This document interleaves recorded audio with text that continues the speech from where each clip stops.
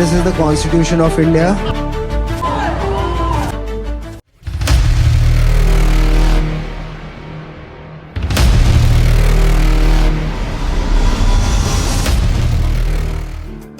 नमस्कार दोस्तों, स्वागत है आपका अपने चैनल द रियल स्टोरी में। आज हम बात करेंगे एक ऐसे विवाद की जो पिछले कुछ दिनों से सुर्खियों में बिल्कुल बनाया हुआ, एकदम छाया हुआ। ये कहानी है stand up comedian Kunal Kamra की, जिनके एक शो ने महाराष्ट्र की सियासत में भूचाल ला दिया है।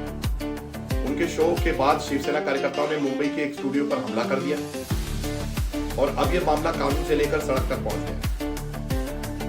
क्या कहा था कुणाल ने, क्यों भड़के शिवसैनिक और क्या है नेताओं की प्रतिक्रिया?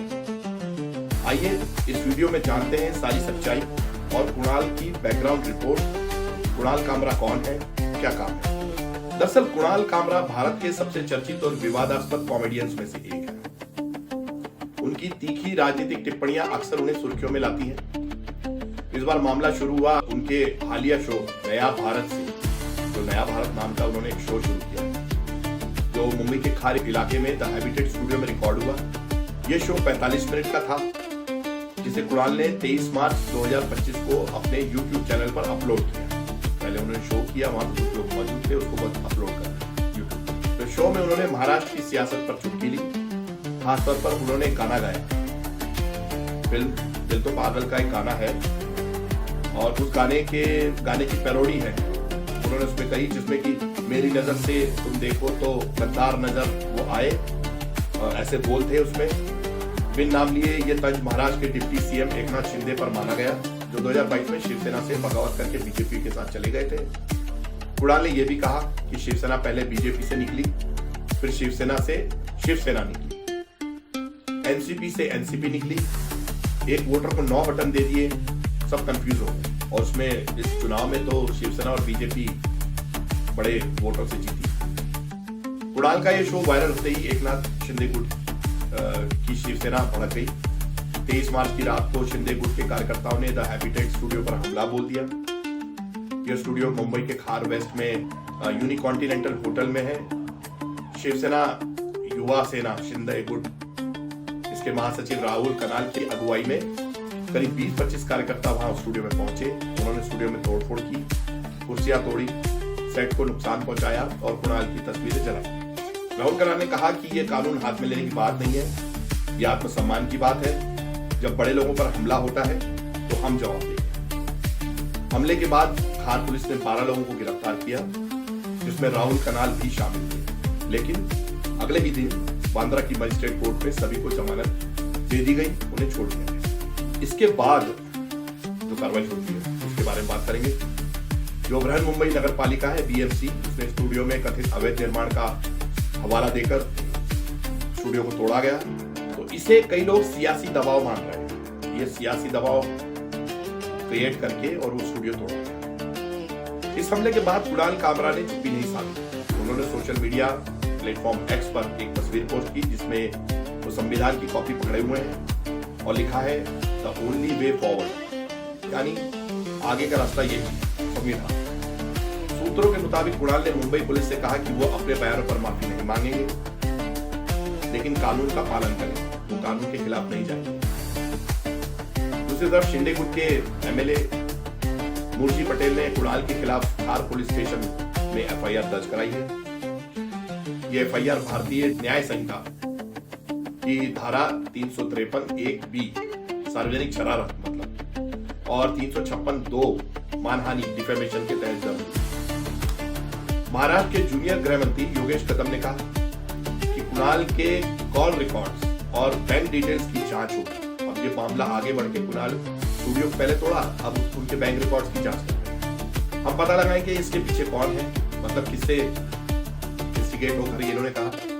खबर है कि कुणाल अभी पौंडीचेरी में है और पुलिस ने उन्हें अभी तक पूछताछ के लिए तारीख नहीं दी। पुलिस ने कुणाल को बुलाया तो नहीं है, लेकिन मामला दर्ज कर दिया। इस घटना ने महाराष्ट्र की सियासत को गरमा दिया है। शिंदे गुट और बीजेपी ने कुणाल की सख्त निंदा की है। सीएम देवेंद्र फडणवीस ने कहा कुणाल को माफी मांगनी चाहिए।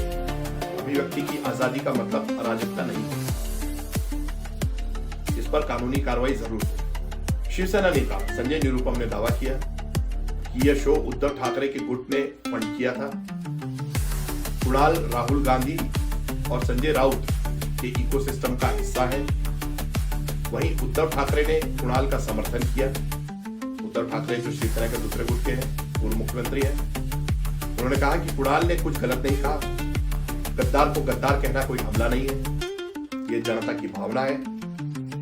उद्धव के बेटे आदित्य ठाकरे, उन्होंने भी तंज कसा। आदित्य ठाकरे ने कहा कुणाल को माफी क्यों मांगनी चाहिए, पहले शिंदे बताएं कि वो गद्दार है या चोर है।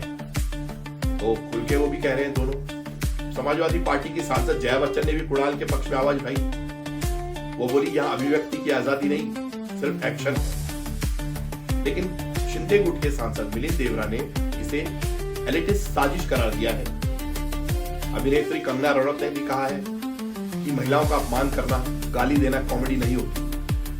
कंगना ने कहा कि उनके खिलाफ जो कार्रवाई हुई थी पहले वो इलीगल थी, उनका भी स्टूडियो और दूसरी चीजें तोड़ी गई, लेकिन कुणाल के खिलाफ जो एक्शन हुआ है वो लीगल है, वो जो है असली एक्शन है। इस बीच कुणाल कामरा पर एक डीप स्टेट एजेंट होने का दावा किया जा रहा है। ये बहुत गंभीर आरोप उन पे लगा दिया है कि वे डीप स्टेट एजेंट हैं। आरोप है कि उनके मार्क्सवादी, रेडिकल इस्लामिस्ट और खास फाइनेंशियल कनेक्शंस से तार जुड़े हैं। आइए से स्टेप बाय स्टेप देखते हैं कि इसमें कितनी सच्चाई है। Deep fake agent social media पर जो एक्स है, एक्स प्लेटफॉर्म पर उन्होंने कहा है कि कुणाल कामरा को निधि शेट्टी ने फाइनेंस किया। निधि शेट्टी जो मेमेसिस कल्चर लैब से जुड़ी है। मेमेसिस पर आरोप है कि इसने अरविंद केजरीवाल और रविश कुमार की प्रोपेगेंडा डॉक्यूमेंट्री बनाई थी। मतलब मेमेसिस ने अरविंद केजरीवाल और रविश कुमार की एक डॉक्यूमेंट्री बनाई थी जो प्रोपेगेंडा करने के लिए बनाई थी, और इस डॉक्यूमेंट्री को फोर्ड फाउंडेशन ने फंड किया था, तो पैसा फिर वो आ गया। साथ ही ये दावा किया है कि ये लोग एक बोर्ड गेम के जरिए मार्क्सवादी विचारधारा फैला रहे हैं। उन्होंने एक बोर्ड गेम बनाया है। और कुणाल का सरकार के फैक्ट चेकिंग यूनिट के खिलाफ PIL डीप स्टेट का एक सबूत है कि कुणाल जो है केंद्र सरकार के खिलाफ गए हैं, PIL लगाई उन्होंने। कुणाल कामरा का जो कॉमेडियन है, उनका यूट्यूब शो है शट अप या कुणाल, और स्टैंड अप स्पेशल्स हैं, राजनीतिक सटायर करते हैं। उन पर आरोप है कि वे एक विशेष पक्ष के नेता पर ही तंज करते हैं। ये सच है कि निधि शेट्टी एक प्रोड्यूसर और एडिटर है, जिन्होंने मेमेसिस के जरिए कुणाल का video special Kunal Kamra be like that produce किया था, जो 2020 के आसपास रिलीज हुआ। और ये लेकिन ये कनेक्शन पब्लिक है और एंटरटेनमेंट से जुड़ा हुआ। मेमेसिस को आनंद गांधी, जैन मेमन और विनय शुक्ला ने शुरू किया था। ये Mumbai based studio innovative media पर काम करता है। इसमें डॉक्यूमेंट्रीज और गेम्स शामिल हैं। अब आगे बढ़ते हैं, इसमें और क्या डिटेल्स हमारे पास आएंगे। मेमेसिस ने एन इनसिग्निफिकेंट मैन 2016 में बनाई, जो अरविंद केजरीवाल के उभरने की कहानी है। इसे विनय शुक्ला और खुशबू रंका ने डायरेक्ट किया था। साथ ही व्हाइल वी वॉच 2022 में भी मेमेसिस की फिल्म है, जो रविश कुमार पर बनी और विजय शुक्ला ने डायरेक्ट की। दोनों फिल्मों को इंटरनेशनल लेवल पर तारीफ मिली, लेकिन भारत में इसे पॉलिटिकल कंटेंट की वजह से सवाल उठे। व्हाइल वी वॉच की फंडिंग में डॉग सोसाइटी, पहले ब्रिट डॉग जो कहते हैं, उसका हाथ पाया गया, जिससे फोर्ड फाउंडेशन और ओपन सोसाइटी फाउंडेशन से ग्रांट्स मिले हैं। तो ये एक बड़ा सवाल उन पे उठा कि पैसा बाहर से आया उनके लिए, अलग से बनवाने के लिए, पॉलिटिकल रूप से उसको पब्लिसाइज करने के लिए। फोर्ड फाउंडेशन दुनिया भर में कल्चर और सोशल प्रोजेक्ट्स को सपोर्ट करता है। ये अभी तक बात कही जा रही थी, लेकिन अब फोर्ड फाउंडेशन को लेकर जब सवाल उठ रहे हैं USAID के साथ साथ, तो ये रवैया भी बदल रहा है। एक बात और ध्यान देने लायक थी कि मेमेसिस ने शासन नाम की एक स्ट्रेटेजी गेम बनाया है, जो 2019 में किक स्टार्टर पर लॉन्च हुआ। ये गेम पॉलिटिकल थीम से इंस्पायर्ड है, जो इनसिग्निफिकेंट मैन से आया है। इसे केजरीवाल की कहानी बताया जा रहा है, क्योंकि ये इलेक्शन और गवर्नेंस को सिमुलेट करता है, और इसलिए इसमें कहा गया है कि पॉलिटिकल इसको एंगल दिया जा रहा है। कुणाल कामरा समेत कई लोगों ने इसे सोशल मीडिया पर प्रमोट किया था, इस गेम को, मतलब केजरीवाल को प्रमोट किया, ऐसा माना जा रहा है। इसे मार्क्सवादी विचारधारा फैलाने वाला भी बताया जाता है, ये मार्क्सवादी विचारधारा फैला रहा है। लेकिन ये कमर्शियल प्रोडक्ट है, जो प्लेयर्स को पॉलिटिकल स्ट्रेटेजी से जोड़ता है। तो इसको कमर्शियल प्रोडक्ट तो बताया है, लेकिन सवाल तो फिर खड़े हो गए इसके कारण से।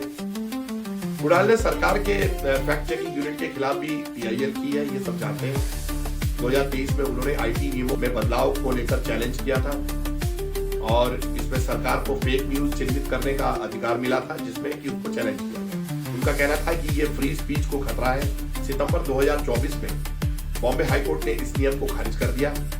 ये फ्री एक्सप्रेशन की बड़ी बहस में से जुड़ा है कि डीप स्टेट का सबूत नहीं है, लेकिन ये बड़ी बहस है।